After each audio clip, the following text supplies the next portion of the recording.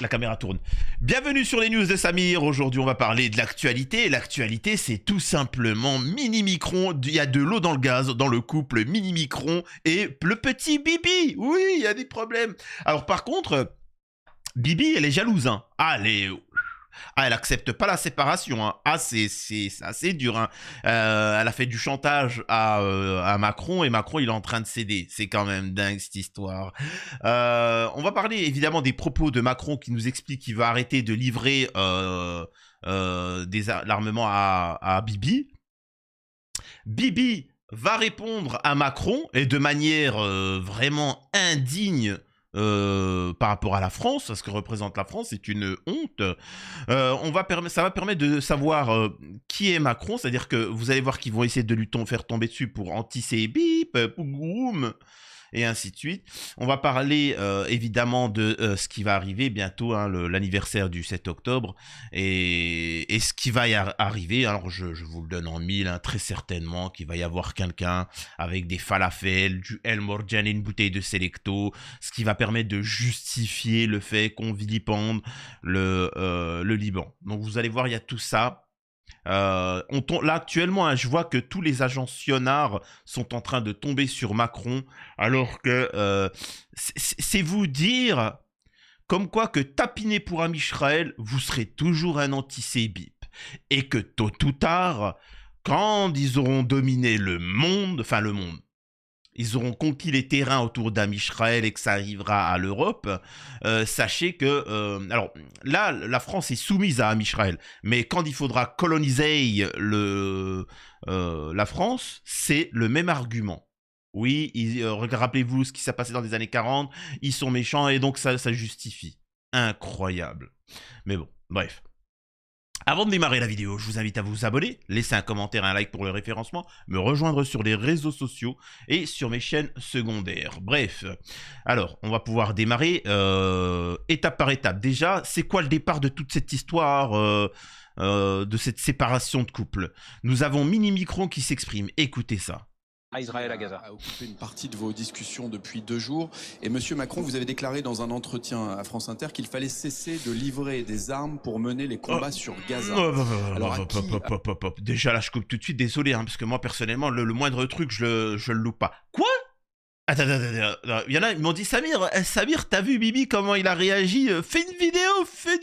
Je dis, attends, mais quoi? Quelle arme? Oui, Macron, la France va arrêter de livrer des... Mais non, Macron, il nous avait dit, il y a 2 jours, il nous avait dit que la France ne faisait rien, ils n'avaient rien à voir dans cette histoire, qu'ils ne livraient aucun, même pas un pistolet à eau. Donc, je sais pas, je suis un peu perdu, qu'est-ce qu'il est en train de raconter, Macron? Une fois on en a, une fois on n'en a pas, on livre pas, faut se décider. Ces gens-là sont des menteurs compulsifs. Je suis désolé. Là, il est en train de dire qu'il faut arrêter d'envoyer, alors qu'il y a 2 minutes, il disait qu'il n'y avait pas. De quoi il est en train de nous parler, les mecs? Désolé, hein, fallait que je relève ce passage-là. On écoute la suite. adressez-vous ce message? Est-ce que le président américain, Joe Biden, est le premier destinataire de ce message? Et par ailleurs, comment pouvez-vous vérifier que le matériel dit défensif qui est fourni par la France n'est pas utilisé de manière même détournée par Israël dans des frappes sur Gaza ou sur le Liban? Je vous remercie. Merci beaucoup. Je peux vous confirmer sur le deuxième point que ça n'est absolument pas le cas. Ensuite, je veux simplement dire la cohérence de notre position depuis le début. Mais comment le mec, il a dit non, c'est pas le cas. Mais comment tu peux savoir? C'est idiot. Mais bon, bref, bon, allez, vas-y. Alors, on va laisser parler. Nous sommes en solidarité avec la sécurité d'Israël. Et je le dis à 2 jours. Mais est-ce que tu es en solidarité avec la sécurité du Liban? Alors que tu pouvais sortir Gaza, mais le Liban c'est particulier. Pour ceux qui ne savent pas, le Liban et la France a quand même des liens particuliers, quand même.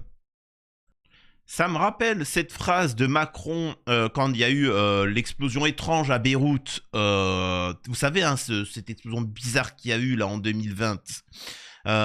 Étrange d'ailleurs, hein, c'est vraiment étrange. Il avait dit aux Libanais, en tant que président de la France, parce que c'est vous, parce que c'est nous. En fait, ce qui vous arrive à vous, eh ben, ça nous arrive à nous. Donc c'est beau, mais dans le concret, il n'y a rien, quoi. du 7 octobre, alors même que nous prendrons plusieurs initiatives à cette occasion pour montrer que nous n'oublions rien. Et je le dis en ayant une pensée toute particulière pour les familles de victimes et d'otages. Je recevrai moi-même... Allez, oh, oh, un peu de dignité, un peu de peps là. Moi, je me rappelle de Macron où t'avais 80% de la population qui était pour les gilets jaunes et qui souhaitait le changement un petit peu en France. T'avais dit s'il y a un problème qu'ils viennent me chercher, moi je leur fais un tête à... T'étais chaud patate là contre ta population là. T'étais prêt à te battre contre ta propre population. C'est bizarre là. Là, quand c'est contre Ami Israël, tu bégayes. Oh. À Paris, les familles d'otages, et je recevrai françaises, franco-israéliennes, et je recevrai les familles de victimes vivantes en France. J'ai demandé au ministre des Affaires étrangères de faire une tournée dans la région. Il sera lundi en Israël et recevra, avec un message de ma part, les familles franco-israéliennes de victimes.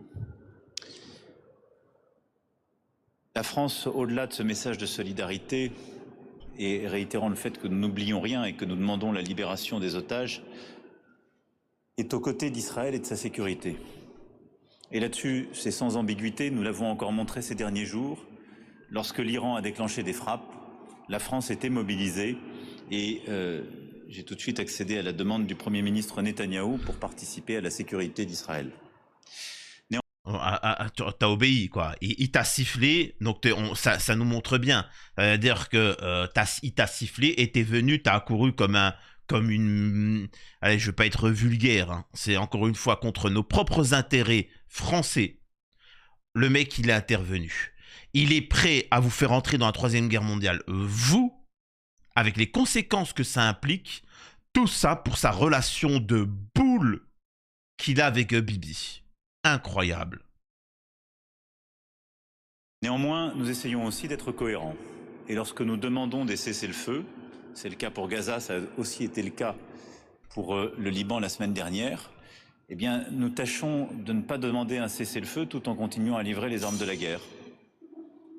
Et je pense que c'est simplement de la cohérence. Là, alors, il y a plusieurs points parce que ça, c'est la première étape. Pourquoi maintenant? Pourquoi maintenant? Ça fait 1 an. La cohérence, tu pouvais pas l'avoir dès le début. C'est-à-dire que quand tu as appelé un cessez-le-feu, pourquoi tu n'as pas agi? Donc c'est bien là d'avoir la cohérence, mais pourquoi tu l'as pas fait depuis le début? Hypocrite. Et donc je vous confirme que, pour ma part, je considère qu'aujourd'hui le cessez-le-feu à Gaza est une priorité pour permettre de reprendre les actions humanitaires à plein et permettre aussi de travailler à la solution politique qui seule assurera la paix et la sécurité pour tous. Avec les 2 États à la clé. Incroyable. Incroyable. Donc là, bon, comme vous avez pu le voir, il tient un propos. Il essaye d'être un peu dur avec son ami Bibi. Et Bibi, elle va pas aimer. Hein. Ah, elle va faire un scandale. Avant de vous montrer comment la réaction de Bibi, parce que sa réaction va être assez virulente, il s'agit de montrer la réaction des agents sionards, des agents de cette 5e colonne qu'il y a en France. Nous avons ici Gilles William Goldnadel qui dit « Quels sont les 2 points communs entre Macron et Mélenchon? Il ne marche pas contre l'antisémitisme, mais il court derrière le Hezbollah. » Donc voilà, après 1 an de participation au géno, à une soumission totale de la France à Israël, les mecs vont te faire passer Macron pour un gauchiste, pour un membre de la LFI. Incroyable. Ils se foutent de notre... Je vais rester poli. Vraiment, je vais rester poli. Et rappelez-vous ce qui s'est passé en Angleterre. Vous vous rappelez? J'en ai fait des vidéos. Rappelez-vous quand l'Angleterre, au bout d'un moment, quand les gauchistes, ils ont pris le pouvoir, etc., ils ont décidé d'arrêter de livrer eux-mêmes des armes. Qu'est-ce qui s'est passé? Il y a eu un drame du genre Philippines, etc., d'un OQTF ou d'un migrant, peu importe, on s'en fout. Tous les droitards, ils ont appelé à la guerre civile, à la destruction, tous avec des drapeaux d'Am Israël. il souhaitait la guerre civile dans le pays et la destruction du pays. Donc, soyez très attentifs à ce qui va se passer par la suite. Vous verrez des Hanouna, des Golnadel, des trucs comme ça dire « Sortez dans les rues, c'est fini, allez !» Ils s'en foutent, hein. Musulmans, catholiques. L'important, c'est que ça soit le pays soit détruit pour avoir dit non à Israël. On a Franck Tapiro qui s'exprime. Écoutez-moi ça. Ce soir, a le sentiment d'être lâchée par le chef de l'État. Alors, elle pensait avoir été lâchée, mais tenir sur un fil. Ce soir, elle est totalement lâchée. Mais disons-le, parce que ce serait mentir. Alors, se mentir à soi, en tant que Français, en tant que Français citoyen de confession juive, n'en parlons pas. Pourquoi? Le 12 novembre, déjà, il a vu le premier ratage. Dire à tous les Français qu'il fallait aller marcher, Français juifs et non juifs, bien sûr, marcher contre la haine des Juifs. Je déteste mon antisémitisme parce que il ne correspond plus du tout à ce qui est en train de se passer dans cette région du monde. Donc, lutter et marcher contre les... Bon, bref, voilà, vous avez compris. C'est bon, ils sont en train d'essayer de faire peur Macron en lui disant qu'il est anti-Bip.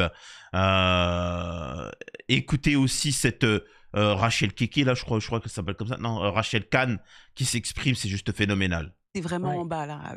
Parce que les mots du président de la République aujourd'hui... Est-ce que vous avez compris ce qu'il veut dire? Pardon, excusez-moi. Mais oui. Mais Malheureusement, j'ai compris ce qu'il veut dire. Que dit-il? Que dit-il? Il donne des gages à la France insoumise. Il donne des gages pour cette histoire de cesser le feu en étant complètement hors sol. Alors certes, il y a la question du tempo, du timing, on est à la veille du 7 octobre, mais on est surtout aussi dans un moment particulier entre Rosh Hashanah et Yom Kippour, donc c'est très particulier. Ce sont les fêtes juives. Et ce sont les fêtes, donc c'est aussi un moment où il faut, on se pose beaucoup de questions sur son année, et pour revenir sur l'année des... Alors si vous ne comprenez pas cette séquence, moi non plus, hein.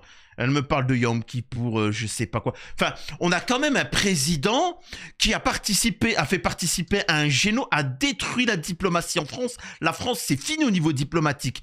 Au niveau de l'Afrique, du Moyen-Orient, c'est fini. Économiquement, vous allez péter la misère. C'est fini, hein, c'est acté. Hein. Ne cherchez pas vos enfants, ceci ou cela. La France, c'est fini. Plus de partenariat, c'est fini. Au point même... Pour vous qui me regardez et qui vous dites patriote, au point même où carrément, c'est-à-dire qu'il interdit de fêter Noël à l'Élysée. Par contre, il fête Hanouka à l'Élysée et il prend la bougie et il la met tout en haut de l'Élysée. Ça veut dire, encore une fois, je le répète, le plus haute autorité de l'État, le plus haut truc gouvernemental, on nous met les bougies d'Hanouka au-dessus pour dire que regardez ce qu'il en est. Et on nous explique que malgré tout, il n'en fait pas assez. Incroyable. D'Emmanuel Macron, quand même. On a laissé passer beaucoup de choses. On a laissé passer son absence à la... Qui on a laissé passer beaucoup de choses? Quoi? Mais qu'est-ce qu'elle est en train de nous dire? C'est quoi? C'est des menaces, là, que t'es en train de nous faire? Manifestation contre l'antisémitisme. On a laissé passer son silence. On a laissé passer son abandon de la communauté juive. On a laissé passer dans ses mots aussi des silences, puisque il ne parle pas des 100 000 Français qui vivent en Israël. Vraiment, hein, vraiment. Alors, il parle souvent de l'entrisme musulman qui serait partout, le Retailleau, le Premier ministre, etc. Il parle de ça. C'est quand même incroyable. Hein. C'est incroyable. Mais après, on peut pas leur en vouloir parce qu'eux, au moins, ils parlent pas, ils se mettent à des postes clés et voilà. Là où vous sortez dans la rue et vous faites « Free, free Palestine, free, free, free Palestine », incroyable. En soi, je précise, hein, ça me dérange pas, bien au contraire, que vous sortiez dans la rue et vous soyez des centaines de milliers dans la rue, etc. Mais derrière, c'est pour s'organiser. Ok, vous êtes tous là, vous avez vu, vous êtes nombreux. Bah, à partir de maintenant, on va boycotter ceci, cela. On se revient la semaine prochaine pour voir ce qu'il en est. Et ainsi de suite. Et on tient. Regardez les chutes de vente de McDo, de ceci. Oui, là, c'est du concret. Là, tu tapes dans le mille. Maintenant, on va voter tous pour... Enfin, là, tu fais du concret. Mais sortir juste pour manger des merguez de chez Hamid, les gars, je sais pas, tu vois. Par exemple, regardez, pour vous donner un exemple, vous avez vu quand même que tous les partis politiques en France et surtout les imams de France et les gauchistes, les Anas, le gauchiste, là, les machins comme ça, vous avez vu à propos de la pâte à tartiner El Morjan, Ils ont tapé un scandale, ils ont sorti des fatwas, vous irez en enfer. Ils ont attaqué sur le côté religieux. Et quelle honte! Quelle honte! Les gens, ils ont dû se moquer de nous. D'ailleurs, qu'ils ont dit, c'est quoi cette religion qui interdit de la pâte à tartiner? C'est quoi ça? Je sais pas. Ensuite, ils nous ont dit en tant que gauchistes, mais je sais pas, vous aviez du peps là pour interdire la pâte à tartiner El Morjan, les gauchos. Pourquoi vous faites pas la même chose avec SFR? Moi, j'ai pas entendu les filles faire ces mêmes propos sur SFR, sur L'Oréal, sur machin, etc. Non? Je sais pas, je trouve ça un peu étrange. Là, vous aviez pas la même énergie. Il ne parle pas des bombardements tous les jours. Il ne parle pas de ces populations déplacées dans le nord. Il ne parle pas de ces jeunes qui ne vont plus à l'école parce que il y a des alertes. Bon là, ça c'est bon là, en train de nous faire pougroum, pougroum, je chante pougroum, je suis triste pougroum, voilà, on s'en fout. Maintenant, on va écouter la réponse de Netanyahou à Emmanuel Macron. Tous les pays civilisés devraient se tenir aux côtés d'Israël. Mais le président Macron et d'autres responsables occidentaux demandent maintenant un embargo sur les armes contre Israël. Honte à eux. Est-ce que l'Iran impose un embargo sur les armes au Hezbollah, aux Houthis, au Hamas et ses autres proxys? Bien sûr que non. Les terroristes se soutiennent. Mais des pays qui sont censés être opposés à ces terroristes demandent un embargo sur les armes contre Israël. Quelle honte! Laissez-moi vous dire, Israël gagnera avec ou sans leur soutien, mais leur honte continuera longtemps après notre victoire. En se défendant contre la barbarie, Israël défend la civilisation. Il a beau parler, c'est faux. Hein. Il faut savoir que si, je répète, si la France, l'Allemagne, les États-Unis arrêtent d'envoyer de l'armement à Israël, je peux vous assurer que le club de CFA en bas de chez toi, il s'occupe de trucs. Hein. Vraiment, hein, c'est vite fait régler. Hein. Tu ramènes 50 femmes de France, ils te règlent le problème d'Amisraël en 2-4-6. Hein. Faut bien les comprendre. Hein. Quand ils sont en tête à tête, face à face, ils se mettent à terre, pougroum, pougroum, tu vois. Mais quand ils sont derrière hein, et qu'ils appuient sur des boutons pour faire un géno, il n'y avait pas de souci. Les mecs, ils sont quand même en train de se victimiser. Vous avez tous vu des vidéos où ils se prennent en photo, ils sont contents et ils se prennent un truc comme ça et ça explose derrière. L'autre qui rigolait, qui disait, moi je cherche des enfants pour les bips, etc. Et après, quand ils nous quittent, oh, pougroum, pougroum. Voilà, bon, bref, voilà. Bon, c'est pour vous dire un petit peu ce qu'il en est. Mais moi, ce qui m'intéresse après, c'est l'analyse. Il se prend pour qui? Vous savez, moi, je suis quelqu'un qui veut changer les choses, mais en respectant la hiérarchie ou les autorités. Ce que je veux dire par là, c'est qu'on ne doit pas faire... Écoutez-moi bien, une guerre civile, c'est la pire chose qui peut arriver dans un pays. Rien ne changera et il y aura des millions de pertes. Et je ne parle pas d'argent, tu vois. Et dans n'importe quel pays, hein, par exemple, pour moi, c'est un traître à la nation marocaine, le roi du Maroc, mais tous ceux qui appelleraient à la bip civile, c'est quelqu'un qui souhaite des millions de... Il faut pas. Il faut changer les choses, mais de manière, entre guillemets, diplomatique, posée, petit à petit, certes, mais pour éviter, parce que la vie humaine, c'est sacré. Bref. Mais il se prend pour qui? Pour critiquer le président français. Alors certes, il est ridicule, je le conçois, mais quand même, oh là, il critique par ce biais-là la France. Et nous avons là la réaction après les mots de Bibi. Nous avons sa réaction concrète. Regardez ça. C'est ce qui se passe à Beyrouth et c'est les intérêts français, ça. Ça, là, ce que vous allez voir, c'est les intérêts français, c'est total. Et regardez ce que va faire.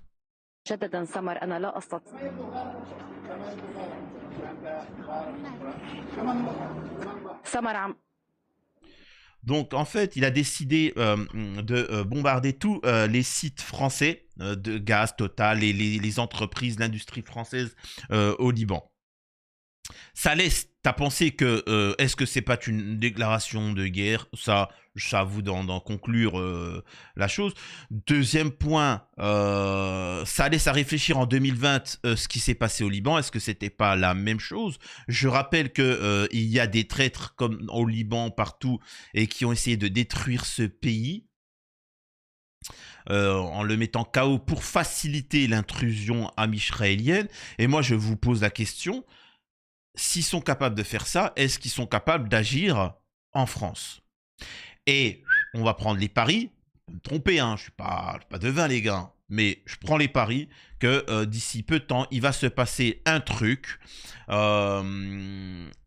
ignoble, soit en direction de la communauté amisraélienne, ou soit sur une population française bien catho, c'est-à-dire que une maternelle bien catho, tu vois, bien catho, avec des petits enfants, et on aura quelqu'un qui va dire vive le Liban, couscous falafel, couscous merguez, et qui va venir, hop.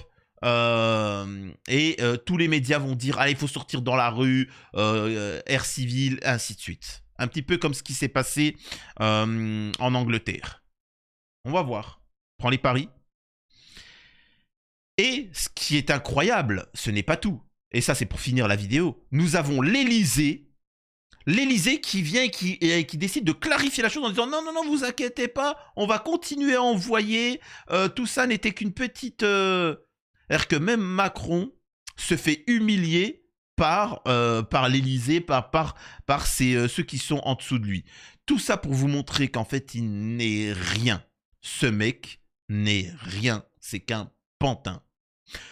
Dites-moi ce que vous en pensez. À la prochaine sur les news de Samir.